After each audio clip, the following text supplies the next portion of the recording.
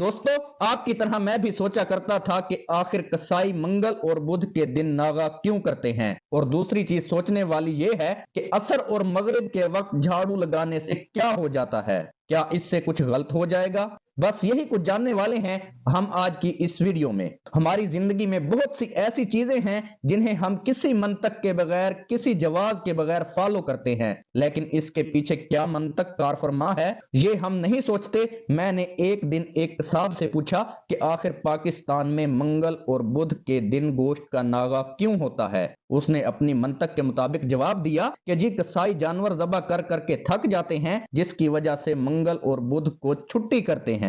मैंने कहा यह कोई बात ना हुई कि कसाई जानवर ज़बह कर करके थक जाने की वजह से मंगल और बुध के रोज ही नागा करें। और फिर चलो आपकी मंतक मान लेते हैं, मंगल और बुध के रोज ही कसाई छुट्टी क्यों करते हैं, हफ्ता में मंगल और बुध के अलावा किसी दिन नागा क्यों नहीं करते। आखिर मंगल और बुध को ही नागा क्यों किया जाता है। तो वो खामोश हो गया। अब अगर मुझे इल्म ना होता तो मैं इस कसाई की बेमंतकी बात को अपनी बेइल्मी की बिना पर फौरन मान लेता, क्योंकि वो और मैं दोनों बेइल्म होते। तो जैसे एक इल्म वाले को किसी इल्म वाले की बात अकल को लगती है तो वो अपने जैसे इल्म वाले इंसान की बात को मान लेता है। ऐसे ही जब एक बेइल्म इंसान की बात एक बेइल्म इंसान की अकल को लगती है तो वो अपने जैसे इल्म की बात को फौरन मान लेता है। तो मेरे मंतकी सवाल पर कसाई के चुप हो जाने पर मैंने कहा, मैंने पढ़ा है कि हजरत आदम अलैहिस्सलाम के दो बेटे थे,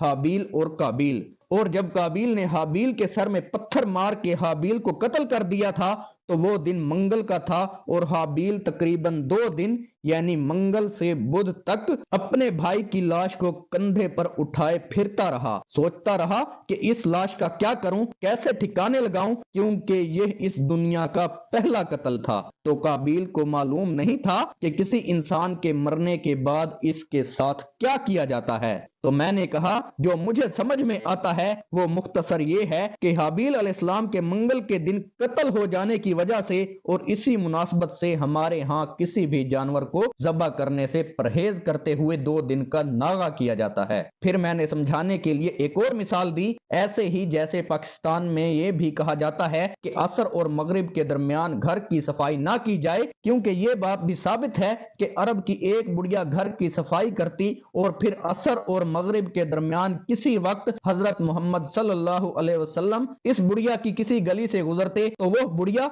हजूर अक़दस सल्लल्लाहु अलैहि वसल्लम पर कूड़ा करकट फेंका करती, जिसकी वजह से मुस्लिम घरानों में असर से मगरिब के दरमियान सफाई करना और कूड़ा करकट फेंकना गैर मुनासिब और बुरा समझा जाता है। ये कसाई सारी बात सुनकर खामोश रहा, जैसे सारी बात को समझने की कोशिश कर रहा हो। तो दोस्तों, ऐसी ही बहुत सी रिवायतें हमारे मुआशरे में पड़ जाती हैं जिनके पीछे की मंतक या कहानी का हमें इल्म नहीं होता।